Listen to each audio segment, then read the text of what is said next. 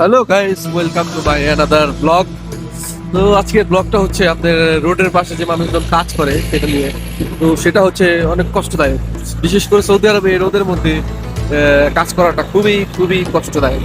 And আপনাদের দেখাতে চাই যে মানুষ কিভাবে কাজ করতেছে রোদের মধ্যে। দেখেন, মেশিনের মাধ্যমে করতেছে, তারপরও অনেক কষ্ট। যে রোদ, যে পরিমাণ রোদ, অনেকটাই কষ্ট, গরম, প্রচুর গরম। চলেন দেখেন। তো এটা হচ্ছে আপনার রাস্তার পাশে নতুন করে একটা ওয়াল করতেছে, মানে একটু উঁচা করে, প্রায় 1 হাত উঁচা করে একটা ওয়াল করতেছে নতুন করে। দেখেন কেউ তারা ওইদিকে শ্রমিক ওইদিকে কাজ করতেছে, যে প্রথমে মেশিনে আপনার এটা ঢালাই দিয়ে গেছে, পুরোটা এইভাবে সেট করে বসায় দিয়ে গেছে মানে গাড়িতে। তারপর আপনার আর কি তারা আর কি ফিনিশিং এর কাজটা করতেছে। দেখেন দেখেন মেশিনে আপনার ওর মতো ঢালাই দিয়ে চলে যাচ্ছে। পরে আপনার ওরা যারা যারা অন্য শ্রমিক আছে তারা আর কি আপনার মূলত এই কাজটা ফিনিশিং দিতেছে। তো যাই হোক, দেশের কাজ বা এই দেশটা অনেক উন্নত যেহেতু, এই জন্য আপনার কাজগুলো অনেক সুবিধা সুবিধা হচ্ছে। And আমরা যাই হোক দেখতেছি, দেখেন এটা হচ্ছে আমার মতো ভাই। এর পাশে ওই যে দোকান দেখছেন, এগুলো সব আমাদের দোকান। দেখেন মেশিনে কাজ করতেছে কি সুন্দর করে। ওটা হলো সিমেন্টের গাড়ি আর এটা হলো মেশিনে কাজ করতেছে কি সুন্দর সুন্দর মেশিনে ঢুকতেছে আর বাইরে থেকে।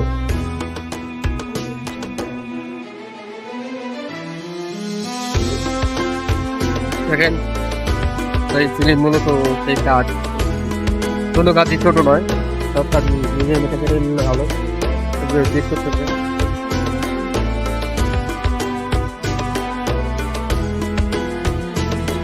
অটোমেটিক আপনার মেশিন থেকে বেরোতেছে সিমেন্ট, বুঝছেন?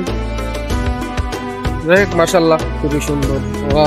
দেশকে খুব সুন্দর করে রাখে, সবকিছু সুন্দর করে রাখে। দেখেন যে এই পাশে মানে কিছুদিন আগেই 5টা কমপ্লিট করছে, পুরোটা কমপ্লিট হয়ে গেছে। রাস্তা প্রায় 10-12 কিলোমিটার হবে, আপনার রাস্তা পুরোটা কমপ্লিট করে ফেলছে। দেখেন পুরোটা এখানে ওই দেখা যাচ্ছে না শেষ পর্যন্ত, তারা এইভাবে পুরোটা কমপ্লিট করতেছে। হ্যাঁ দেখেন কিভাবে তারা কাজগুলো শেষ করতেছে, খুবই বুদ্ধিমত্তার সাথে, খুবই সুন্দর ভাবে দেখেন সবাই কাজ করে শেষ করতেছে। দেখছেন?